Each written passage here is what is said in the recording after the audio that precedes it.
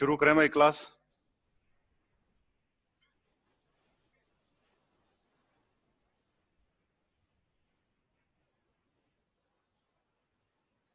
Hello. हाँ जी sir. शुरू करें क्या क्लास? कर दो सर, कोई पता नहीं आएगा यहीं। ठीक है। तो कल हम बात कर रहे थे भाई ब्यूरो ऑफ इंडियन स्टैंडर्ड्स की।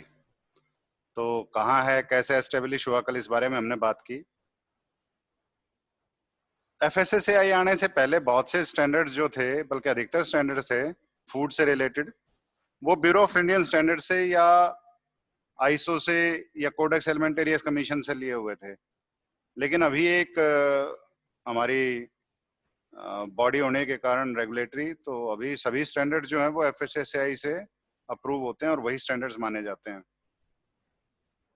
तो पीएफए जो रूल्स थे हमारे, पीएफए एक्ट था हमारा, उसके अंदर कई पावर्स थी जो बीआईएस के पास थी। जैसे बीआईएस सर्टिफिकेशन जरूरी था पीएफए में। अगर फूड कलर्स या फूड कलर प्रिपरेशंस आप बना रहे हैं, नेचुरल फूड कलर्स बना रहे हैं, एडिटिव्स आप बना रहे हैं, इन्फेंट मिल्क फूड अगर बना रहे हैं, तो इन सभी के लिए आपको सर्टिफिकेट लेना पड़ता था बीआईएस से। ये कंपलसरी था। अभी ये कंपलसरी सर्टिफिकेट सिर्फ मिनरल वाटर में, पैकेज ड्रिंकिंग वाटर में चलता है, बीआईएस सर्टिफिकेशन।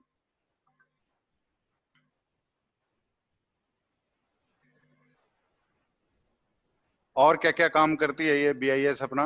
ये फाउंडर मेंबर है आईएसओ का, जो अपना इंटरनेशनल ऑर्गेनाइजेशन फॉर स्टैंडर्डाइजेशन है। फाउंडर मेंबर का मतलब ये होता है कि आईएसओ को बनाने वाले जो देश थे आईएसओ को, उनमें से एक है। और आईएसओ को अगर उनकी मीटिंग्स में जाना है, कुछ उनको स्टैंडर्ड्स के बारे में कन्वे करना है कंसर्न, तो उसके लिए जो रिप्रेजेंटेटिव बॉडी है इंडिया में, इंडिया के लिए, वो ब्यूरो ऑफ इंडियन स्टैंडर्ड्स है आज के दिन। दूसरा इंटरनेशनल इलेक्ट्रोटेक्निकल कमीशन है, आईईसी। आपने देखा होगा जितने भी इलेक्ट्रॉनिक डिवाइस होते हैं उसके ऊपर लिखा होता है, वो इससे अप्रूव्ड होती हैं। तो इसकी भी रिप्रेजेंटेटिव मेंबर है बीआईएस इंडिया की तरफ से। और इंटरनेशनल टेलीकम्युनिकेशन यूनियन है, और वर्ल्ड स्टैंडर्ड सर्विस नेटवर्क है, WSSN। तो इन सभी के अंदर इंडिया को BIS, bureau of Indian standards जो है वो रिप्रेजेंट करता है। तो फूड के भी काफी स्टैंडर्ड्स ये बनाते थे, और इनके बहुत से स्टैंडर्ड्स हमने एफएसएसएआई में अडॉप्ट किए हैं। पहला काम तो यही है, स्टैंडर्ड बनाना और उनको प्रमोट करना कि लोग उसके अनुसार काम करें। और 31 मार्च 2008 तक का ये डाटा है भाई हमारे पास। इनके टोटल 18,446 स्टैंडर्ड्स थे, जो अलग अलग इंडस्ट्रीज के अंदर अडॉप्ट किए हुए थे। बेसिकली 14 सेक्टर हैं जिनमें ये काम करती है बीआईएस, और उनके लिए स्टैंडर्ड बनाना। अलग से उनकी डिवीजन काउंसिल है, जैसे फूड के मामले में एफएडी है division, food and agriculture division. Standards का मतलब क्या होता है कि कोई आपको टेस्ट करना है तो किस तरीके से करना है, उसका सारा प्रोटोकॉल उसमें दिया होगा। उसमें कौन कौन सी चीजें इस्तेमाल होंगी, उनके भी क्या स्टैंडर्ड्स होंगे वो भी उसमें बताए होंगे। लिमिट्स इसमें बताई होंगी, मैक्सिमम लिमिट या मिनिमम लिमिट चीजों की। वो स्टैंडर्ड्स होते हैं जिसके अनुसार मान के या जिसको फॉलो करके अपने को जो भी प्रोडक्ट है, फूड प्रोडक्ट हैं, वो हम तब अपने मार्केट के अंदर बेच सकते हैं जब हम स्टैंडर्ड्स को फुलफिल करते हैं। तो एक तो ये काम है कि नेशनली इंटरनेशनली स्टैंडर्ड्स को प्रमोट करना। दूसरा इसकी लैब्स हैं। तो प्रोडक्ट सर्टिफिकेशन के लिए 8 लेबोरेटरीज हैं इसकी बेसिकली, और जहाँ पे chemical, food, electrical, mechanical discipline की टेस्टिंग होती है। और 25,000 से ज़्यादा सैंपल हर साल ये टेस्ट करते हैं। रिक्वेस्ट पे भी करते हैं और खुद गवर्नमेंट की इनिशिएटिव पे भी करते हैं, प्रोजेक्ट्स पे भी करते हैं।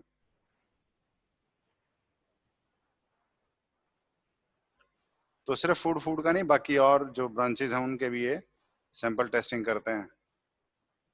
और इनकी जो अधिकतर लैब हैं वो NABL एक्रेडिटेड लैब हैं। NABL एक्रेडिटेशन का मतलब क्या होता है? National accreditation board for laboratories. कि लैब जो काम कर रही हैं, टेस्टिंग कर रही हैं, वो सही ढंग से कर रही हैं, उसमें कोई धोखाधड़ी तो नहीं है, जो सही तरीका है वही अपनाया जा रहा है, सारे प्रोटोकॉल्स ढंग से फॉलो किए जा रहे हैं। इनके सारे रिकॉर्ड चेक करने के बाद जो ये एजेंसी है NABL, वो मोहर लगा देती है कि ये लैब सही ढंग से काम कर रही है। तो NABL एक्रेडिटेड जो लैब हैं, सिर्फ उन्हीं के टेस्ट को मान्यता है अपने कोर्ट्स के अंदर। जो सिंपल कोई भी लैब खोल के बैठ गया उसका टेस्ट नहीं माना जाता। NABL एक्रेडिटेड लैब से आपका टेस्ट रिजल्ट होना चाहिए, तब कोर्ट के अंदर उसकी स्टैंडिंग होती है। तो एक तरह से लीगल वैलिडेशन है ये आपके काम का। तो दूसरा इसका काम है प्रोडक्ट सर्टिफिकेशन, जैसे मिल्क पाउडर वगैरह का, या अभी ड्रिंकिंग वाटर का भी सर्टिफिकेशन करते हैं ये। LPG सिलेंडर, थर्मोमीटर, ऐसे बहुत सी चीजें हैं जिसके ऊपर ये सर्टिफिकेशन मैंडेटरी है, जिसको हम बोलते हैं ISI की मोहर लगी हुई है। तो ये ISI की मोहर यही लगाते हैं, वो सर्टिफाई करते हैं कि आपका जो प्रोडक्ट है, जो उसके लिए मानक तय किए गए हैं, वो उसके मुताबिक ही है। आवाज ठीक आ रही है सबको भाई? हेलो? ये सर, ये ठीक सर है। सही आ रही है। अच्छा, दूसरे जो फॉरेन मैन्युफैक्चरर्स हैं, जो वो प्रोडक्ट बनाते हैं, अगर उनको इंडिया में बेचना है तो उनको भी अपने प्रोडक्ट्स को सर्टिफाई करवाना होता है। तो उनको सर्टिफिकेशन लाइसेंस वगैरह जितने भी हैं ये इशू करती है BIS। इसके अलावा कोई भी इंडियन इंपोर्टर है, अगर वो इंपोर्ट करना चाहता है किसी भी प्रोडक्ट को, तो उसके लिए सर्टिफिकेशन मार्क जो है वो इशू करती है BIS। तो यहीं अप्लाई करना पड़ता है। इसके अलावा इनके मैनेजमेंट सिस्टम सर्टिफिकेशन है, ISO 9000 है, 14001 है। ISO जो 9001 है वो क्वालिटी मैनेजमेंट सिस्टम सर्टिफिकेशन है। ये इंडस्ट्रीज को उनको चेक करके या उनकी विजिट करके, उनके रिकॉर्ड देख के कि सही ढंग से ये प्रॉपर जो ISO के अंदर प्रेस्क्राइब्ड हैं चीजें उसी ढंग से काम कर रहे हैं या नहीं, उसके बाद दिया जाता है। एनवायरमेंटल मैनेजमेंट अगर प्रॉपर है आपकी इंडस्ट्री में और आपको सर्टिफिकेशन लेना है, तो BIS is one of the agencies. और एनवायरमेंटल मैनेजमेंट के लिए जो सर्टिफिकेट मिलता है वो ISO 14001 है। तो अलग अलग इश्यूज के लिए, जैसे क्वालिटी मैनेजमेंट की अगर बात करें तो ISO 9001 है। IS इंडियन स्टैंडर्ड है और ISO international organisation for standardisation है, ISO। तो ये दोनों इक्विवेलेंट हैं और इनका एक सर्टिफिकेट, अगर आप इसको अप्लाई करते हैं, इसकी फीस होती है, वो पे करते हैं, विजिट होता है। अगर टीम जो विजिट कर रही है उनको लगता है कि आप ISO की जो टर्म कंडीशंस हैं या जो रेगुलेशंस हैं इनकी, या जो इनका सिस्टम है, उस सिस्टम के अकॉर्डिंगली आपने चीजें बनाई हुई हैं, तो आप काम कर रहे हैं और वो फुल प्रूफ तरीके से काम चल रहा है, तब आपको ये सर्टिफिकेट देते हैं। तो BIS का ISO 9001 अगर क्वालिटी मैनेजमेंट से रिलेटेड है, एनवायरमेंटल मैनेजमेंट से रिलेटेड है तो 14001, OSHA से रिलेटेड है, occupational health and safety management system, कि जो बंदे आपकी इंडस्ट्री में काम कर रहे हैं उनकी हेल्थ और सेफ्टी को लेके, तो वो ISO 18001 है।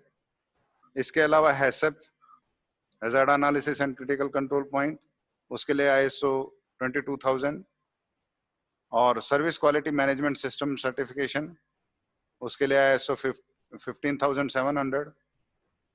तो ये जितने भी सर्टिफिकेशंस हैं, अगर किसी कंपनी को लेने हैं तो वो BIS से ले सकती है, इनकी फी पे करके।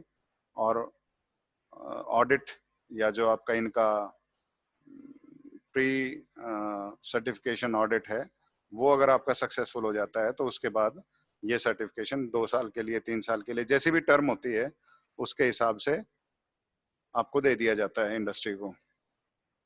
इसके अलावा national institute of training for standardisation, NITS, तो 1995 में एस्टेब्लिश किया गया था नोएडा के अंदर, यूपी के अंदर। वो भी इसी के अंडर आता है BIS के। तो इसमें इन हाउस और ओपन ट्रेनिंग, इन हाउस का मतलब तो कि किसी कंपनी में जाके भी ये करते हैं, और ओपन ट्रेनिंग प्रोग्राम कहीं पे भी काफी सारे इंडस्ट्री से लोग बुला लिए, उनको ट्रेन करते हैं जो भी सर्टिफिकेशन से रिलेटेड है या टेस्टिंग से रिलेटेड है। तो डेवलपिंग जो कॉमनवेल्थ कंट्रीज हैं उनके लिए भी इनका इंटरनेशनल ट्रेनिंग प्रोग्राम चलता है, और साथ में जितने भी एम्प्लॉयज हैं बीआईएस के उनके लिए भी ये ट्रेनिंग करते हैं। तो ये इनका ट्रेनिंग इंस्टीट्यूट है निट्स बेसिकली। बाकी सभी इनकी अवार्ड्स हैं या ग्रीवेंस सेल कैसे काम करता है ये चीजें हैं। स्मॉल स्केल इंडस्ट्री के लिए फैसिलिटेशन सेल है कि कोई अपनी स्मॉल स्केल इंडस्ट्री चला रहा है तो उसकी ये मदद भी करते हैं, ताकि जो भी वो प्रोडक्ट बनाए उनको इजीली आईएसआई मार्क मिल जाए। इस तरीके से उनको ट्रेन किया जाता है। अच्छा, national building code of India 2005 वो भी इन्हीं का बनाया हुआ है, जिसके अंदर बिल्डिंग कंस्ट्रक्शन से रिलेटेड जितने भी एक्टिविटी है हमारे देश में वो उस कोड के मुताबिक ही हूँ। पहले ये 1970 में पब्लिश किया गया था प्लानिंग कमीशन ऑफ इंडिया के कहने पे। अभी 2005 के अंदर ये इसको रिव्यू किया गया है और रिवाइज किया गया है। तो ये सारी एक्टिविटीज बीआईएस की हैं, ये सारा काम बीआईएस करता है। नेक्स्ट आपके सिलेबस में है एगमार्क, एग्रीकल्चर मार्केटिंग बोर्ड की ये शॉर्ट फॉर्म है। बेसिकली ये स्टैंडर्ड्स होते हैं और आज के दिन भी एस्टेब्लिश्ड हैं। और स्टैंडर्ड्स के बारे में बताया था कि कोई भी एजेंसी स्टैंडर्ड्स बना सकती है, और एगमार्क जो स्टैंडर्ड हैं वो बेसिकली डीएमआई ने बनाए हैं, directorate of marketing and inspection ने।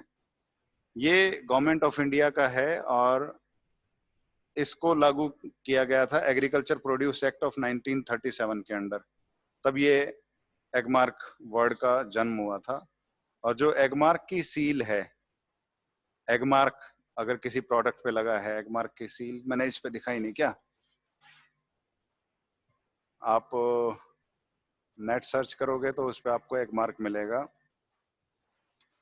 एगमार्क सील।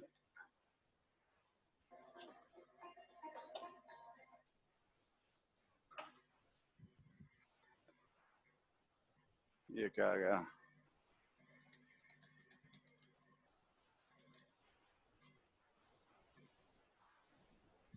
आपको मैं एक बार इमेजेस में दिखा देता हूँ कि एगमार्क की कैसी सील होती है। शेयर,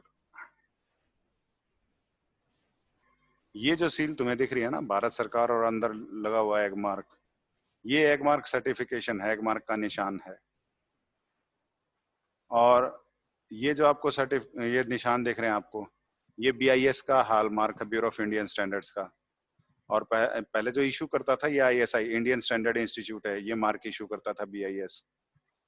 एफपीओ जो फ्रूट प्रोडक्ट्स ऑर्डर था उसके अंदर जो भी लाइसेंस लेते थे तो उनको इस तरह से एफपीओ नंबर दिया जाता था, उसका ये निशान होता था। तो बेसिकली जो ये एगमार्क का निशान है इसको हम गवर्नमेंट ऑफ इंडिया का निशान मानते थे कि जो एग्रीकल्चर मार्केटिंग बोर्ड है उसने ये मोहर लगाई है। इसको यहां कर देते हैं कि आपको जो भी ये सामान मिल रहा है वो सामान अच्छी क्वालिटी का है। एगमार्क सील,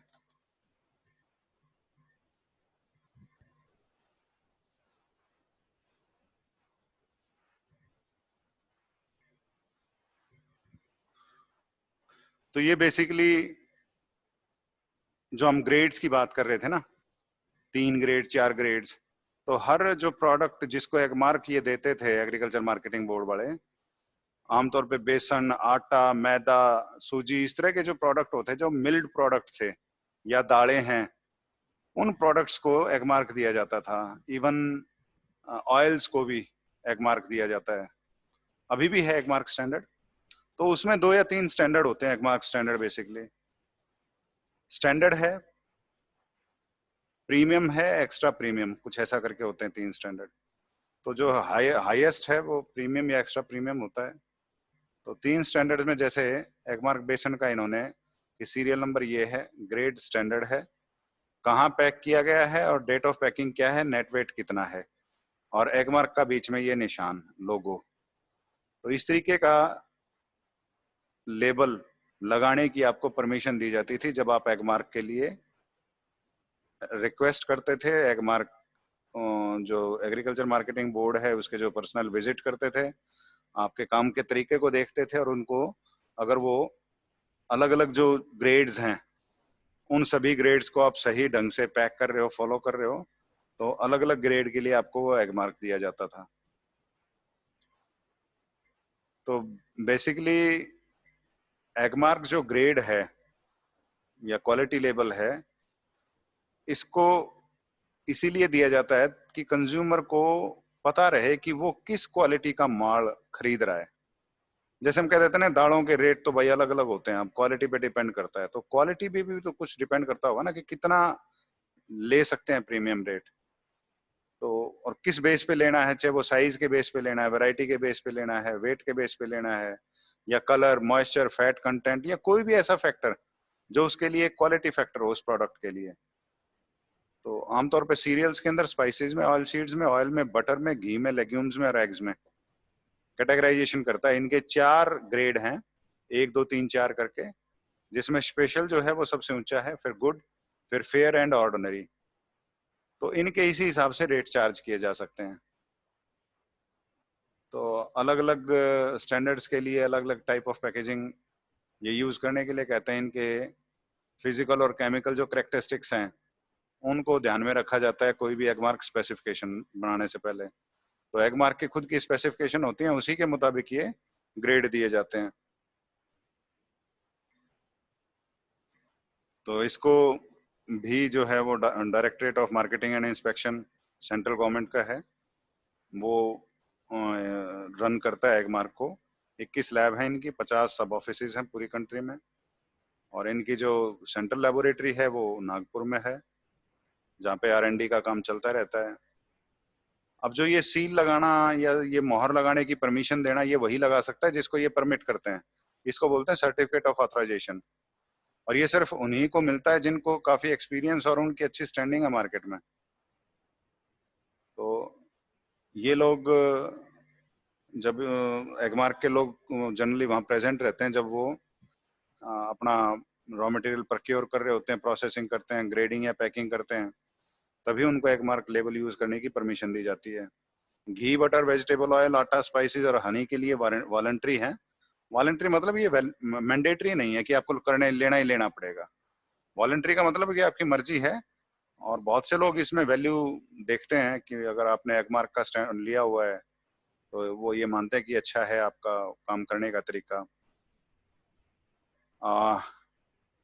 टोबैको, तंबाकू जैसी या दूसरी जो वॉलनट्स या spices, basmati rice, essential oil, onion, potato, ये जितनी भी चीजें हैं, अगर एक्सपोर्ट करना है इनका, तो ये आपको एगमार्क के इनके ऊपर आपको एगमार्क का मार्किंग देना या स्टैंडर्ड को फॉलो करना मैंडेटरी है, कंपलसरी है। तो इंपोर्टर को भी ये रहता है कि आपके पास जो प्रोड्यूस आया है वो अच्छी क्वालिटी का है, अगर एगमार्क है उस पर। तो ग्रेडिंग में थोड़ा बहुत, क्योंकि अच्छे ग्रेड का अगर मटेरियल आप तैयार करते हो तो थोड़ा बहुत कॉस्ट आपकी बढ़ती है, तो वो बियर करनी पड़ती है, लेकिन उससे आपको एक प्रीमियम रेट भी मिल जाता है। तो प्रीमियम रेट प्रीमियम प्रोडक्ट का ही मिलता है जो बहुत अच्छा है स्टैंडर्ड्स में। और बहुत बार क्या होता है, जैसे काजू की मैं बात करूं, काजू जो प्रीमियम क्वालिटी का काजू है वो बहुत मोस्टली वो है ना एक्सपोर्ट ही होता है, क्योंकि उस काजू के रेट इतने ज्यादा होते हैं कि लोकल मार्केट में उतने रेट, या इवन किसी भी ड्राई फ्रूट में ले लो आप, वो लोकल मार्केट उसको अफोर्ड नहीं कर पाती, तो क्या करते हैं, जो प्रीमियम क्वालिटी का प्रोडक्ट है उसको बाहर भेज दिया जाता है, एक्सपोर्ट कर दिया जाता है। हाँ दीप, बता भाई क्या समस्या है। सर ये एक मार्क वाला ही दिख रहा है सर यहाँ पे अभी। हैं? सर आप नोट्स ओपन नहीं कर रखे हैं। नोट्स नहीं ओपन हो रहे सर। अच्छा अच्छा अच्छा, अरे यार शेयरिंग करना भूल जाऊं मैं वापस। सर आपने पेज शेयरिंग नहीं किया हुआ? हाँ बस अब हो गया सर, हो मैंने। गया। हाँ जी सर, हो गया, ओके। हाँ बता दिया करो भाई, मेरे ध्यान को नहीं रहता, फ्लो फ्लो में दिमाग उसे चीज में रहा ना। तो इसी पे ये सारी चीज लिख रखी थी, यही मैंने आपको बताई। हाँ भी, तो एगमार्क का बेसिकली यही काम है, जो कुछ एक कमोडिटीज हैं, सीरियल पल्सेस हैं बेसिकली एंड ऑयल सीड्स हैं, उनकी जो ग्रेड अपने या तो डायरेक्ट आपकी ग्रेडिंग है या मिल्ड प्रोडक्ट्स हैं उनकी ग्रेडिंग है, वो काम एगमार्क स्टैंडर्ड्स के अंदर, उन स्टैंडर्ड्स के मुताबिक है तो आपको एगमार्क यूज करने की परमिशन दी जाती है। अब आ गया पीएफए। पीएफए इसका बार बार जिक्र आता है, एफएसएसएआई से पहले यही था जो फूड इंडस्ट्री का बॉस था। बॉस मतलब कि सारी इंडस्ट्रीज जो रन करती थी, फूड इंडस्ट्रीज, वो पीएफए के मुताबिक रन करती थी। हालांकि और भी बहुत से थे, लेकिन मेन जो बॉस था वो यही था। अब पीएफए में ऐसी क्या चीज है, नाम से पता लग रहा है कि prevention of food adulteration act, कि फूड के अंदर किसी भी तरीके की मिलावट को रोकने वाला कानून, वो पीएफए था।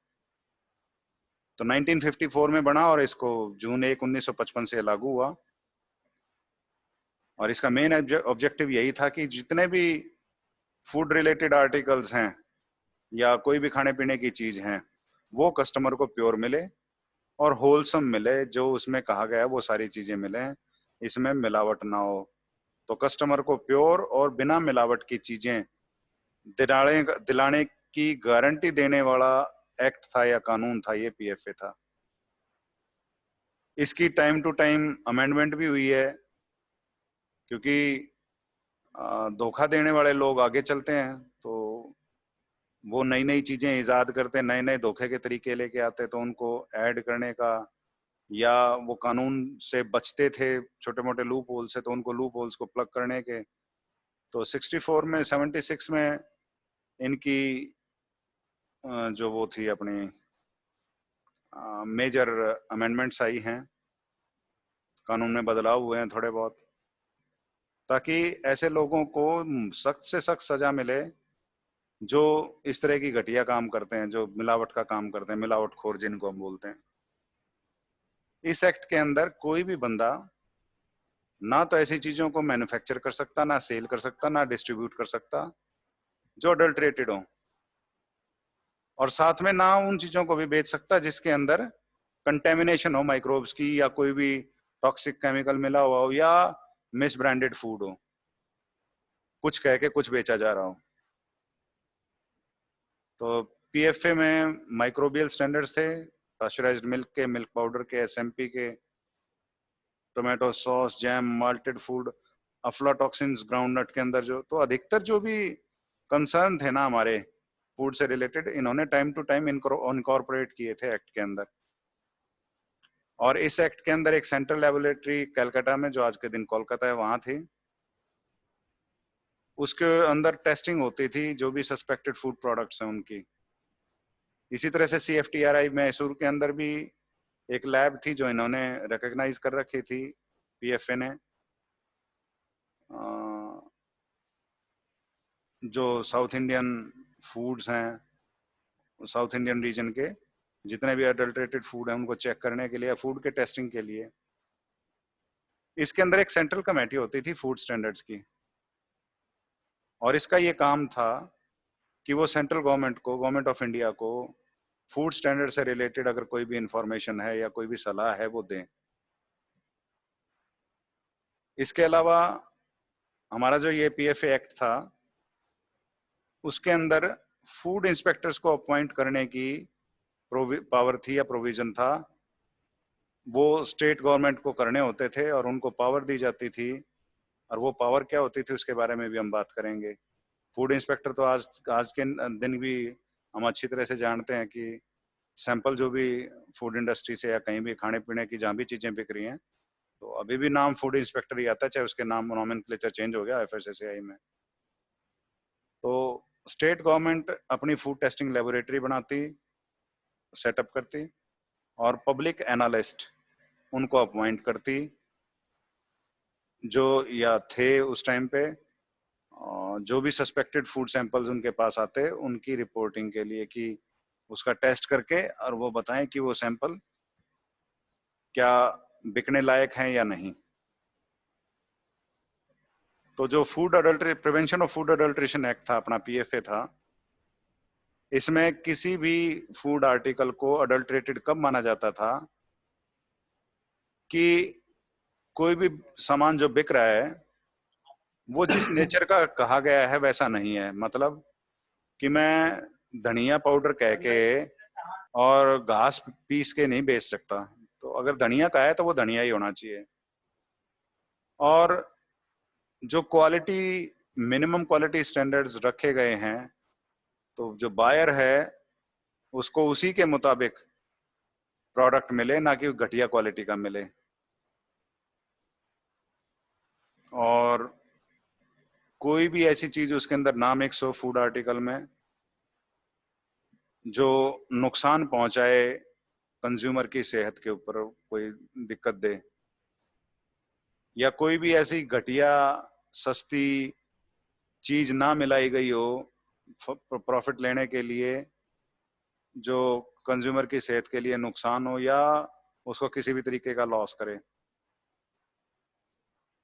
और ऐसी चीजों को भी अडल्ट्रेटेड मानते थे जिसके अंदर थोड़ा बहुत निकाला है या सारे का सारा उसको रिप्लेस कर दिया गया है जो इंजूरियस है, नेचर में नुकसान पहुंचा सकता है। उस चीज को भी अडल्ट्रेटेड मानते थे जिसको इस तरीके से तैयार किया गया है या पैक किया गया है या रखा गया है जो कंडीशंस, उसका जो माहौल है आसपास का, अगर वो अनसैनिटरी है, साफ सफाई वाला नहीं है, गंद फंद में है, तब भी उसको अडल्ट्रेटेड फूड मानते थे कि ये बेसिक फूड नेचर के खिलाफ है। अगर कोई भी ऐसी चीज फिल्थ यानी बेकार, अड़ंगा, प्यूट्रेड, गली सड़ी, कोई भी ऐसा डिकम्पोज या डिजीज एनिमल या कोई भी ऐसी वेजिटेबल या इंसेक्ट इन्फेस्टेड कोई भी चीज जो आदमी के, इंसान के खाने लायक नहीं है, अगर वो मिली हुई है तो भी उसको हम अडल्ट्रेटेड फूड मानते थे। या मीट जैसे है, या मीट प्रोडक्ट हैं जो बीमारी वाले जानवर से लिए गए हैं, कोई भी चीज बीमारी वाले जानवर से लिए, चाहे बोन मिल कुछ भी आपने लिया उससे, तो भी अडल्ट्रेटेड फूड मानते थे।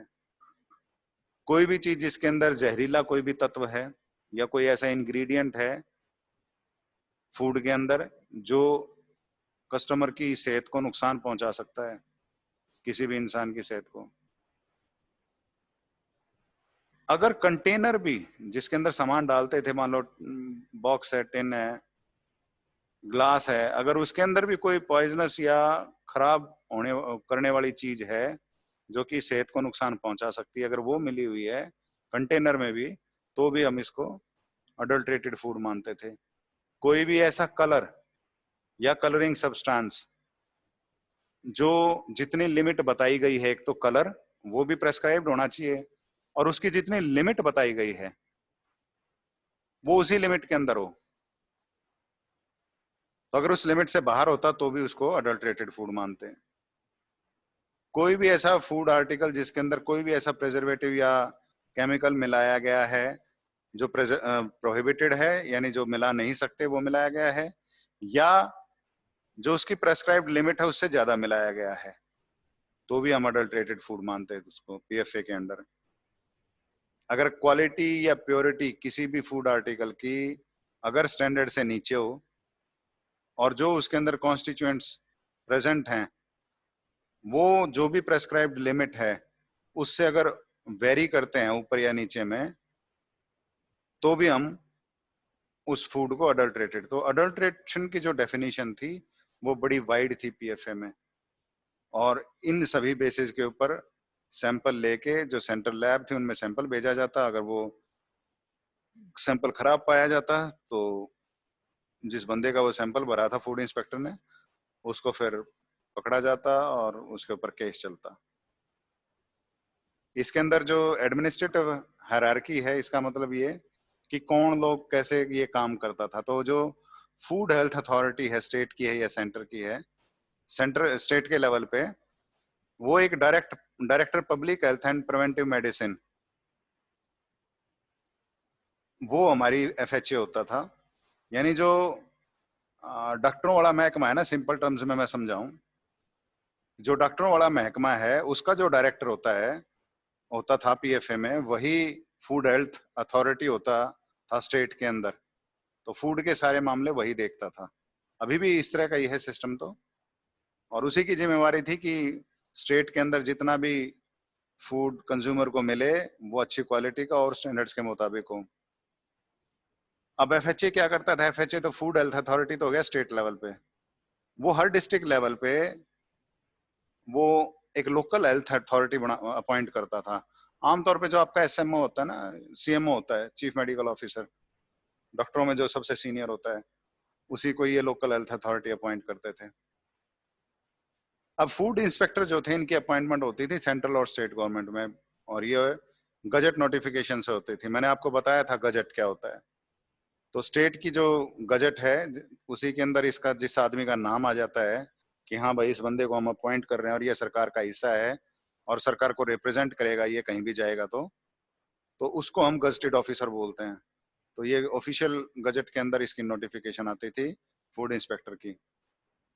और फूड इंस्पेक्टर की जो भी क्वालिफिकेशन होती थी, आमतौर पे पहले +2 और उसके बाद फिर शायद ये 3 महीने का इनका ट्रेनिंग प्रोग्राम होता था। अब भी शायद कुछ ऐसा ही है, कोई ज्यादा इसमें चेंज नहीं आया है।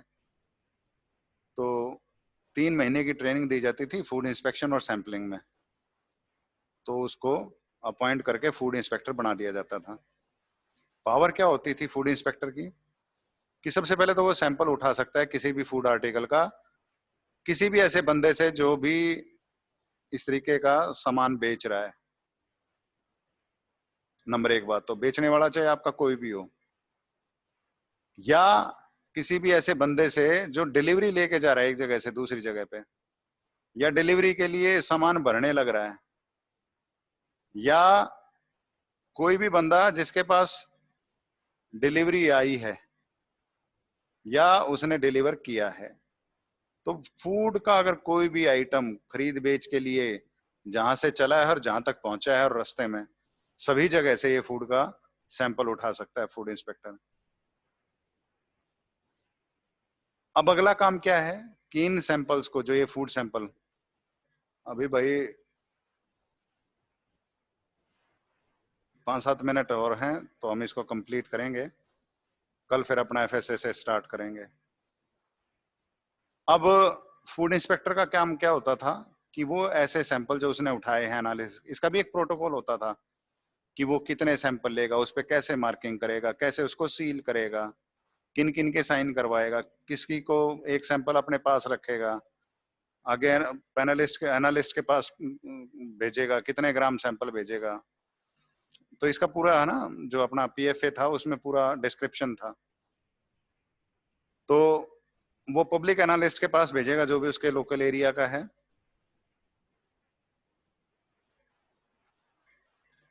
और जब भी ये फूड इंस्पेक्टर कोई भी शॉप पे जाके या फैक्ट्री में जाके या इंडस्ट्री में जाके इस तरीके का सैंपल उठाना होता था, तो पहले जाता था, कहता था कि सैंपल लेने आया हूं। वो विटनेस वहां बुलाता था, गवाह, और अलग अलग सैंपल होते थे। आमतौर पे 150 ग्राम का जो सैंपल था, अगर मान लो एनालिसिस के लिए जरूरी है तो वो 600 ग्राम सैंपल उठाता था, यानी 4 गुना। और इसको पहले जो ये रेफरल लैब बोलते थे, इस रेफरल लैब के अंदर Ripon building, corporation of Madras और किंग्स इंस्टीट्यूट गंडी मद्रास, या CFTRI कैलकाटा, CFL कैलकाटा और CFTRI मैसूर, इनमें से जो भी उसके लिए डेजिग्नेटेड लैब होती थी उसके पीए को ये सैंपल भेज दिया जाता था, तो स्टेट को, और स्टेट से फिर सेंटर को अगर जरूरत होती। तो इसका जो प्रोटोकॉल होता है कि कैसे सील करना है और उसके ऊपर क्या क्या सैंपल का कोड लिखना है या दुकान का एड्रेस लिखना है, डेट और टाइम लिखना है, ये सारी चीजें उस प्रोटोकॉल के मुताबिक की जाती थी। तो फिर जो पब्लिक एनालिस्ट है वो रिपोर्ट देता था कि ये सैंपल सही है या नहीं। उस रिपोर्ट के बेस पे फिर आगे केस की कार्रवाई शुरू होती थी। तो जब भी डाउट होता कि भाई ये फूड स्टफ जो है खराब है, तो जो अपनी FHA है, फूड हेल्थ अथॉरिटी है स्टेट लेवल पे, उसको इन्फॉर्मेशन दी जाती। उसके बाद जब वो एनालिसिस कंप्लीट हो जाता तो अगर बंदा इसमें गिल्टी पाया जाता है या उसका रिपोर्ट ही आती है कि सैंपल अडल्ट्रेटेड है, फूड अडल्ट्रेटेड है, तो फिर उनकी सजा का प्रावधान था। तो वो सजा भी कितनी होगी, पेनल्टी क्या होगी, वो सारा पीएफए के अंदर था। अब कितनी सजा होगी, कितनी बड़ी सजा होगी, ये डिपेंड करता था कि उसका ऑफेंस कितना बड़ा है। अब मान ले किसी ने दूध के अंदर पानी मिलाया है और वो भी उसका 20, 30, 50 लीटर दूध वो बेचने जा रहा है दूधिया जैसे, तो वो हम लाइट ऑफेंस में मानते थे कि किसी को जान का खतरा नहीं है अगर उसमें। लेकिन अगर कोई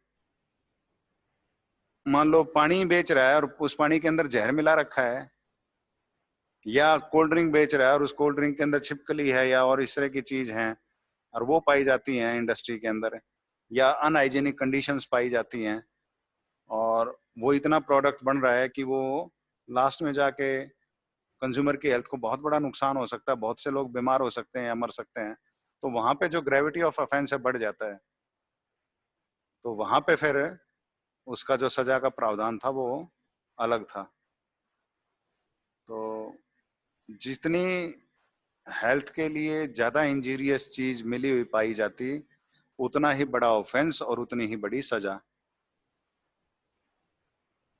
तो ये चीज इसके अंदर थी और इस तरीके से ये काम करता था। लेकिन अभी पीएफए एफएसएसए आने के बाद, food safety and standards act आने के बाद, ये जितने भी एफपीओ था, पीएफए था, आगे बहुत से ऑर्डर्स थे, milk and milk products order था, मीट प्रोडक्ट्स ऑर्डर था, तो ऐसे बहुत से ऑर्डर्स ये सब बंद हो गए और अपना एक एक्ट बन गया है।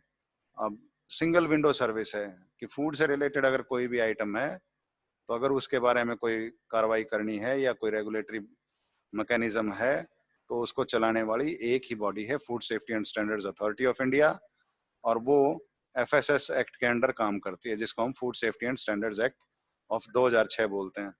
एक्ट को पढ़ने का यही तरीका है। एफएसएसए 2006 का मतलब है food safety and standards act of 2006। ये 2006 में ये बना हुआ एक्ट है। तो इसके बारे में हम बाकी कल काम करेंगे, क्योंकि अभी ये मेरे को लेस देन 1 मिनट का सिग्नल दे रहा है। तो आप लोग अपना माइक ऑन कर सकते हो, कोई फीडबैक हो बता सकते हो।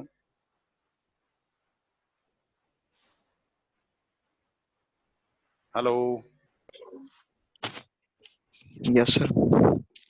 वही गिने चुने लोग फिर रहने लग गए यार, 3 और 3 6 जने हो आज।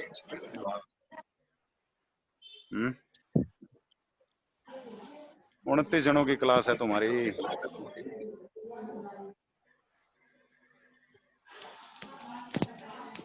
क्या कारण है अभी भी जो शाम को 5 बजे का टाइम देने के बाद भी नहीं आ पा रहे?